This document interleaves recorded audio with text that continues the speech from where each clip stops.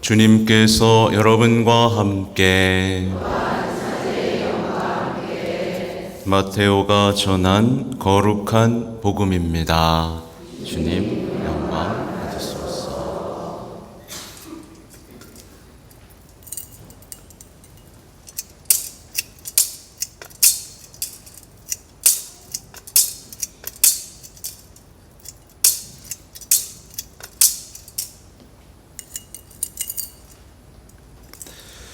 그때 예수님께서 제자들에게 이런 비유를 들어 말씀하셨다.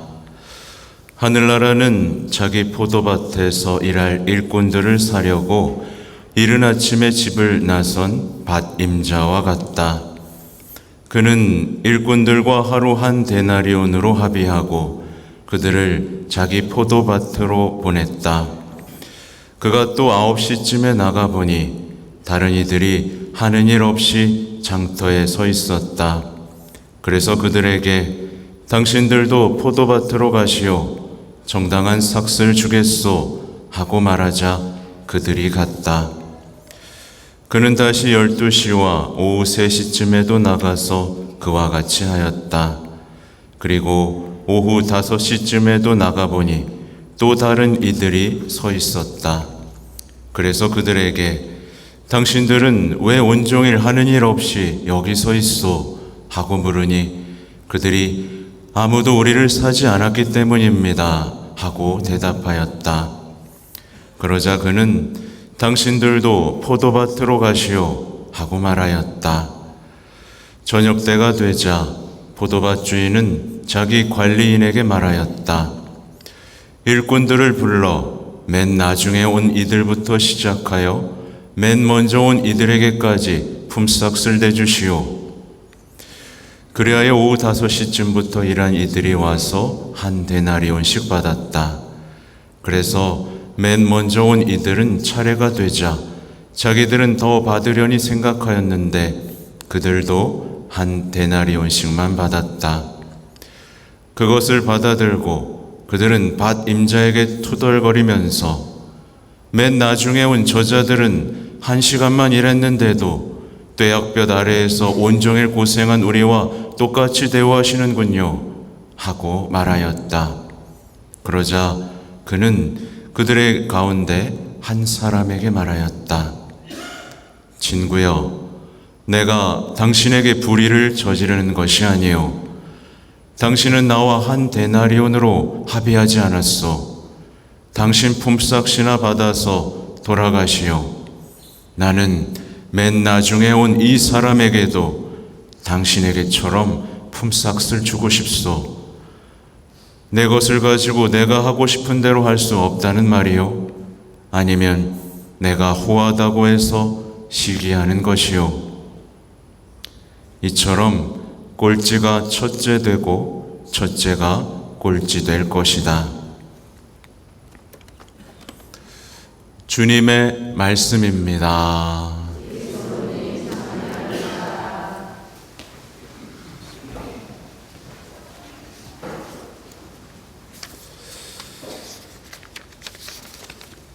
참 예수님,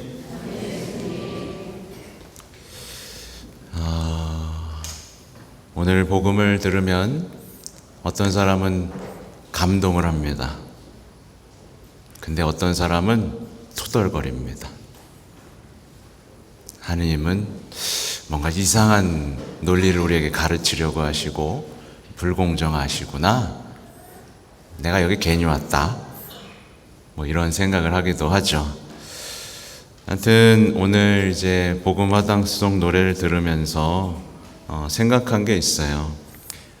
그러니까 화답송의 노래가 주님은 당신을 부르는 모든 이에게 가까이 계시네 이죠? 네, 주님 가까이 계시죠? 네, 너무 가까워서 안 보여요. 너무 가까워. 그리고 항상 우리를 부르십니다. 네, 근데 계속 부르니까 안 들려요. 사람들은 소음으로 생각하는 것 같아요.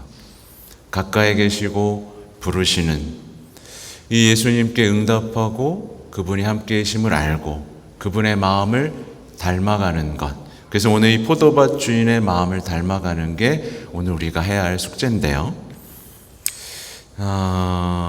복음에는요, 일꾼에 대한 이야기가 무척 많이 나옵니다. 그래서 보면 수확할 것은 많은데 뭐가 적다? 일꾼은 적다라는 말도 있고, 가나의 혼인잔치에서 물을 퍼다 나른 일꾼 이야기도 우리가 알고 있죠, 그죠? 여러분 일꾼 되고 싶죠? 네, 하기 싫어하는 것 같아요. 일꾼이 돼야 되는데, 일꾼은 단순합니다. 예수님께서 말씀하신 대로 시키는 대로 하는 사람이 일꾼이고요. 그래서 복음을 전하는 사람, 내 능력과 상관없이 시켰으니까 복음을 전하는 사람, 그렇게 하늘나라를 위해 일하는 사람, 주님의 포도밭에서 일하는 사람, 하늘나라의 보화를 쌓는 사람, 이런 사람을 일꾼이라고 합니다. 이 예수님께서는 우리도 모두 일꾼으로 부르시는데, 어떤 사람은 봉사자로, 어떤 사람은 선교사로, 어떤 사람은 일상 안에서의 증거자로, 또 순교자로 부르시죠. 이 부른다는 건 영광으로 초대한다는 뜻입니다. 오늘 복음을 보면요, 이 밭주인이 몇 번 일꾼들을 부르러 나가게요? 어제 어린이 미사 퀴즈 냈는데 다 틀렸어. 몇 번 부르러 나가게요? 5번 나가십니다. 그러니까 5번에 걸쳐서 계속 부르는 거죠. 이런 주인은 그때 당시 없었습니다. 말도 안 되는 거예요. 한 번 부르고 나머지는 버려뒀습니다. 그런데 주님은 다르다는 걸 보여주시는 거죠. 온종일 안타까운 마음으로 찾아 나서고 계신 거예요. 굉장히 감동적인 장면입니다. 그 누구도 당신의 품에서 벗어나는 걸 원하지 않으시고, 당신의 계획 안에 들어와서 구원받기를 원하시는 이 간절한 마음을 우리는 느낄 수 있어야 됩니다. 아까 제가 이제 여러분 일꾼이라고 물어봤는데, 일꾼이 아니면 뭘까요? 일꾼이 아니면 구경꾼입니다. 그러니까 일꾼 할래요? 구경꾼 할래요? 일꾼 해야죠. 온종일 주님의 일만 생각하는 사람이 있고요, 온종일 사람의 일만 생각하는 사람이 있습니다. 온종일 주님의 일을 생각하는 사람을 일꾼이라고 하고, 온종일 사람의 일만 생각하는 사람을 이제 구경꾼이라고 할 수 있겠죠. 부르심에 응답하는 사람이 있고요, 맨날 숨어 다니고 도망 다니고 피해 다니는 사람이 있습니다.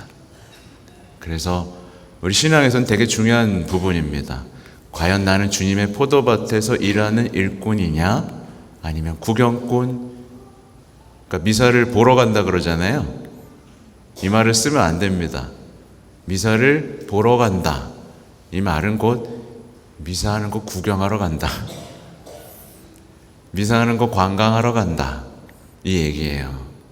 미사에 참석한다 라고 말을 해야 되죠. 일꾼들은요, 당연히 뭐를 받죠? 보상을 받습니다. 가나의 혼인잔치에서 일꾼은 뭘 받죠? 기적을 받습니다. 믿음을 얻었죠. 근데 구경꾼들은 보상을 받게요, 못 받게요? 네, 보상을 받지 못할 뿐만 아니라 삶은 더 바빠져요. 삶은 더 바빠지는데 열매는 없고, 되는 일은 없고, 평화도 없고, 구경꾼들의 숙명입니다. 아무튼 오늘 복음의 이야기는요, 그때 마테오 공동체에 있었던 일들에 대한 이야기인데, 보세요. 일꾼들은 반드시 보상을 받습니다. 그렇죠? 그런데 이 초기 공동체에는 문제가 좀 있었어요. 그러니까 초기 공동체, 이제 뭐 예를 들면 여기도 그런 게 있겠죠. 초기 공동체를 가꾸기 위해서 애써온 이제 일꾼들이 있었습니다. 그들이 공동체를 가꾸고 일궜어요. 대단히 수고로운 일을 했죠. 근데 나중에 부르심을 받고 온 일꾼들이 있었습니다. 보상이 같아야 될까요? 달라야 될까요? 여기에 대한 해결책인 거예요. 우리는 인간적으로 내가 더 오래 일했고 열심히 일했기 때문에 더 받고 싶어 합니다. 그걸 당연하게 생각합니다. 그리고 나중에 온 사람은 좀 덜 받아야 된다 라고 생각하죠.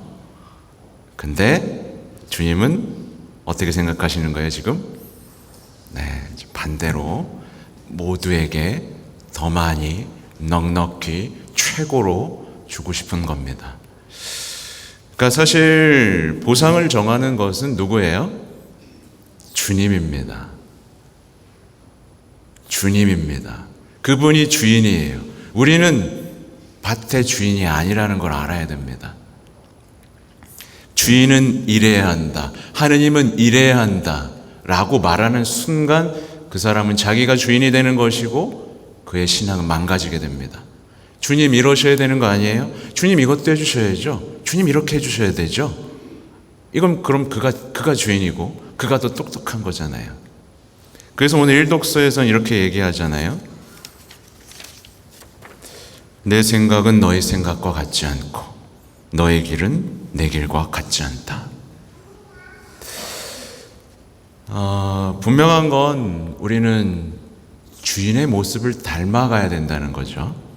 그래서 오늘 일독서에 나오는 것처럼 우리의 길을 버리고 우리의 생각을 버리고 주님께로 돌아가는 것, 우리가 어리석고 십자가가 지혜롭다고 하는 것에 동의하는 것, 이것을 이제 회개라고 하는 겁니다. 아무튼 이제 몇몇 사람들이 여기 나오는 주인공들처럼 주님께 투덜거리기 시작한 겁니다.